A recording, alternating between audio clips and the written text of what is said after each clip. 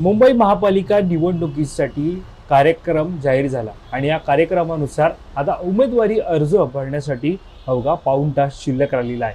23 डिसेंबर ते 30 डिसेंबर असा उमेदवारी अर्ज भरण्याचा कालावधी असताना अवघ्या शेवटच्या दिवशी मात्र उमेदवारी अर्ज भरण्यासाठी आणि पक्षश्रेष्ठींकडून एबी फॉर्म घेण्यासाठी सर्व इच्छुकांची मोठ्या प्रमाणात गर्दी झाल्याचं पाहायला मिळत आहे। महत्त्वाचं म्हणजे एकीकडे एबी फॉर्म देत असताना इच्छुकांना डावलल्यामुळे मोठ्या प्रमाणात प्रमुख घटक पक्षांमध्ये असेल, बंडखोरी असेल, नाराजी असेल ही सातत्यानं पाहायला मिळत आहे।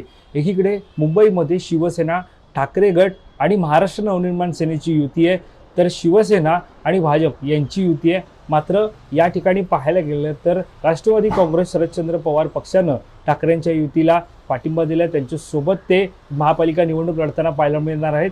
तर या ठिकाणी शिवसेना आणि भाजपच्या युतीमध्ये मात्र राष्ट्रवादी नसून ती स्वबळावरती ही निवडणूक लढणार आहे। मात्र असं असलं तरी या सगळ्यामध्ये आता राष्ट्रवादी काँग्रेसपासून ते शिवसेना असेल, भाजप असेल, शिवसेना ठाकरे गट असेल, मनसे असेल, प्रत्येक पक्षामध्ये बंडखोरी आणि आयाराम गयारामांमुळे निष्ठावंत नाराजी होताना पाहायला मिळत आहे।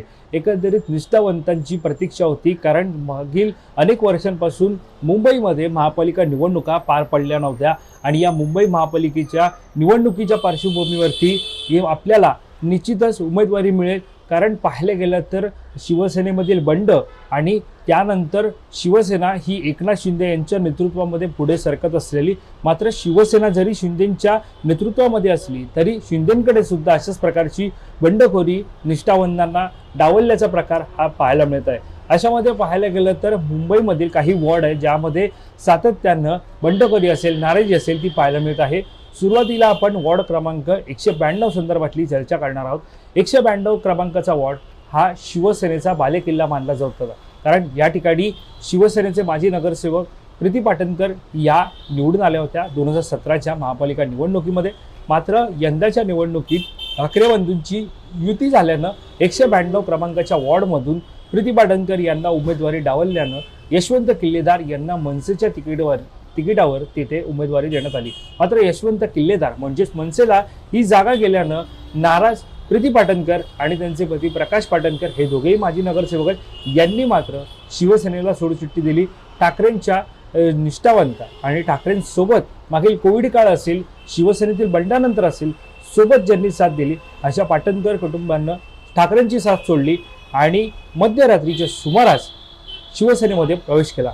एकीकडे शिवसेनेमध्ये प्रवेश केला, 192 वॉर्डमधील ही नाराजी खरं तर निर्माण झाली होती, ती म्हणजे नेमका हा वॉर्ड कोणाला जाणार। मात्र मनसेला गेल्यानंतर त्या ठिकाणी नाराजी निर्माण झाली आणि इच्छुकांची सुद्धा नाराजी तिथे पाहायला मिळाली। मात्र शिंदेंच्या शिवसेनेत प्रवेश केल्यानंतर नशीब कोणाचं आजमवलं तर निश्चितच प्रीती पाटणकर यांचं, कारण पक्षप्रवेशानंतर थेट त्यांना एकनाथ शिंदे यांच्याकडून एबी फॉर्म देण्यात आला। मात्र एकीकडे प्रीती पाटणकर यांना एबी फॉर्म मिळाल्यामुळे जे निष्ठावंत होते, जे इच्छुक होते, त्यांनी मात्र नाराजी व्यक्त करत राजीनामा देण्याचा इशारा आज पक्षाला दिलेला आहे। यामध्ये शिवसेनेचे इच्छुक उमेदवार कुणाल वाडेकर असतील हे नाराज असल्याचं पाहायला मिळत आहे, तर शिवसेनेच्या काही पदाधिकाऱ्यांनी थेटपणे राजीनामा देणार असल्याचा सुद्धा इशारा हा पक्षाला दिलेला आहे। त्यामुळे आता 192 मधील हा वाद उपमुख्यमंत्री एकनाथ शिंदे आणि शिवसेनेचे प्रमुख एकनाथ शिंदे नेमका काय निर्णय घेतात हे सुद्धा पाहणं महत्त्वाचं ठरणार आहे। तर दुसरीकडे आपण पाहतोय की 192 क्रमांकाच्या या वॉर्ड नंतर दुसरीकडे आपण पाहतोय की वरळीमधून सुद्धा अशाच प्रकारचा वाद पाहायला मिळत आहे। वरळीमध्ये एकंदरीत किशोरी पेडणेकर यांना शिवसेना उद्धव बाळासाहेब ठाकरे पक्षाकडून लेट उमेदवारी जी आहे ती देण्यात आली। मात्र उमेदवारी त्यांना देण्यात आल्यामुळे मनसेकडून त्या ठिकाणी नाराजी व्यक्त केली जात आहे।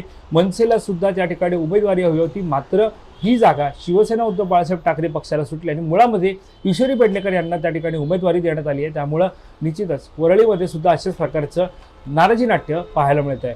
यानंतर वॉर्ड क्रमांक 204 मध्ये जर आपण पाहिलं तर 204 मध्ये लालबागमधील या वॉर्डमध्ये संपूर्ण ठिकाणी पाहायला गेलं तर शिवसेनेचा बालेकिल्ला आहे, मराठी मतदार आहेत।